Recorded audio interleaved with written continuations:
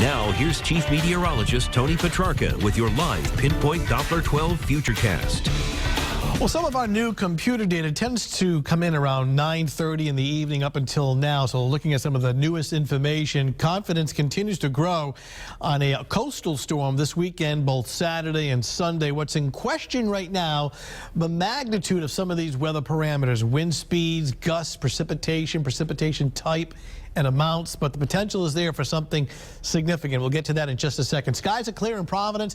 Wind chills still a factor. They're not sub-zero, but they're running in the single digits. Wind speeds have been coming down, but it's still blustery. Temperatures themselves, the actual temperature, cold. Many areas, teens and mid-20s, places like Westerly, but you throw in that wind, which is still busy, though not as strong as today, and the feel-like temperatures are pretty cold. We're ranging from 22 in Providence, Taunton 21, as well as New Bedford and Newport coming in now at 23. Threat tracker, the high wind advisory has expired. Threat tracker now through Thursday and Friday, low level green, but more than likely bringing this up into the medium or even high level come Saturday and Sunday with the anticipation of the coastal storm. So frigid wind this evening, dry weather through Friday, and then we'll watch the situation closely over the weekend. An all-out nor'easter from the mid-Atlantic to Cape Cod.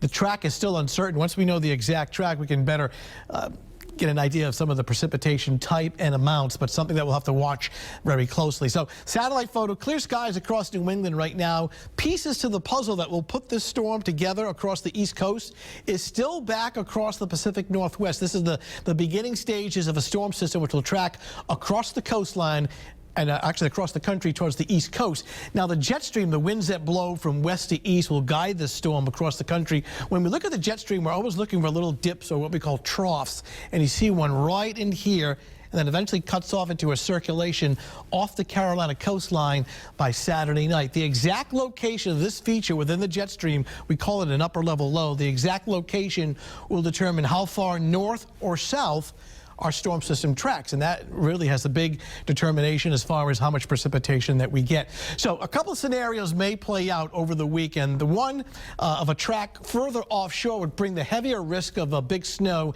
in the areas in blue from roughly New York City points south and west. The risk of real heavy snow would tend to decrease a little bit here in southern New England, but a track further closer to the coastline would mean some heavier snow with a little bit of mixing across the coastline. If this track pans out, we're in for an all-out significant snowstorm, and certainly enough to plow and shovel.